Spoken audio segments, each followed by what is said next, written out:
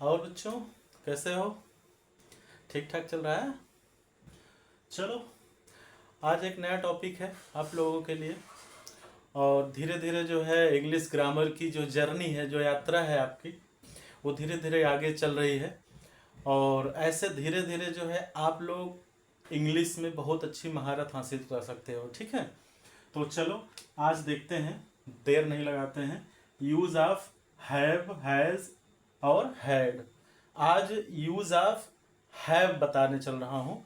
और use of have का जो है मोस्टली जो देखा जाए जो है अर्थ होता है पास होना, यानी पास, कोई चीज पास में होना। जैसे मेरे पास ये मार्कर है, ठीक है, तो ये ऐसे इसके लिए जो है, जैसे मेरे पास ये मार्कर है तो इसके लिए भी हम हैव का यूज करते हैं। ठीक है, या रखना, तो मैं एक मार्कर रखता हूँ, है ना, मैं एक मार्कर रखता हूँ, ऐसा भी हो सकता है इसका यूज। तो देखिए, ये टेंस के अनुसार भी यूज होता है, इसको भी आप लोग ध्यान देना। अब जो हैव है ये जो है प्लूरल सब्जेक्ट के साथ यूज होगा।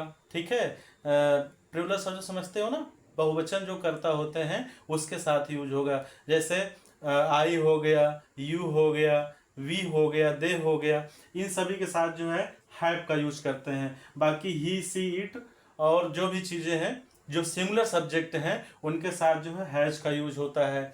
और जो हैड का यूज होता है ये जो है पास्ट टेंस में होता है। ठीक है, इतना आप लोग ध्यान दीजिए। चलो नोट, ये जो है पास में होना या जो है रखना। अब यहाँ देखो रूल इसका जो है, पहले सब्जेक्ट हो जाएगा, जो भी होगा सब्जेक्ट, चाहे वो सिमिलर होगा चाहे प्लूरल, उसको सब्जेक्ट पहले लगा देंगे, उसके बाद हैज, हैव या हैड, इसमें से कोई एक, इसलिए मैंने ऐसे लिख दिया है।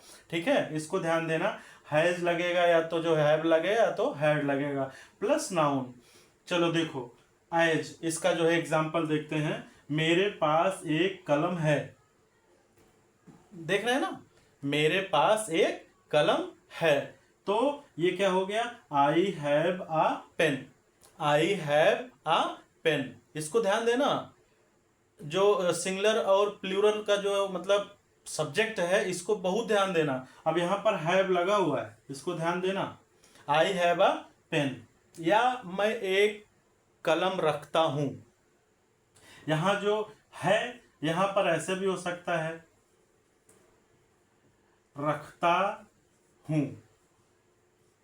तो चाहे मेरे पास एक कलम है, चाहे मैं एक कलम रखता हूं, दोनों का जो है आपका ट्रांसलेशन सेम होगा। ठीक है, आई हैव अ पेन।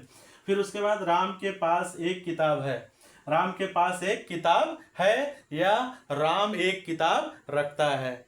चाहे राम के पास एक किताब है या राम एक किताब रखता है, इन दोनों जो है हिंदी ट्रांसलेशन के लिए इंग्लिश में मात्र एक होगा, Ram has a book, Ram has a book. इसको ध्यान देना, राम हैज अ बुक।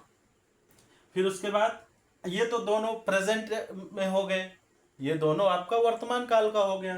लेकिन अभी इसका जो यूज है, देखिए, तुम्हारे पास एक कार थी, तुम्हारे पास एक कार थी, आप चाहे ऐसे कह लो या ऐसे कह सकते हो, तुम एक कार रखते थे, तुम्हारे पास एक कार थी या तुम एक कार रखते थे, दोनों जो है सेंटेंस का ट्रांसलेशन यही होगा, यू हैड अ कार।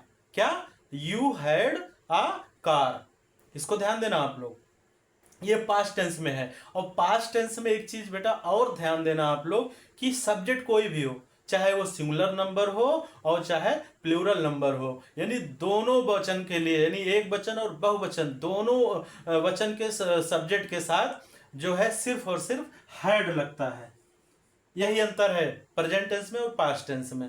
तो प्रेजेंट में हैव या हैज लगता है, लेकिन पास्ट टेंस में हैड लगता है। ठीक है, समझ में आ गया? ओके, जय हिंद।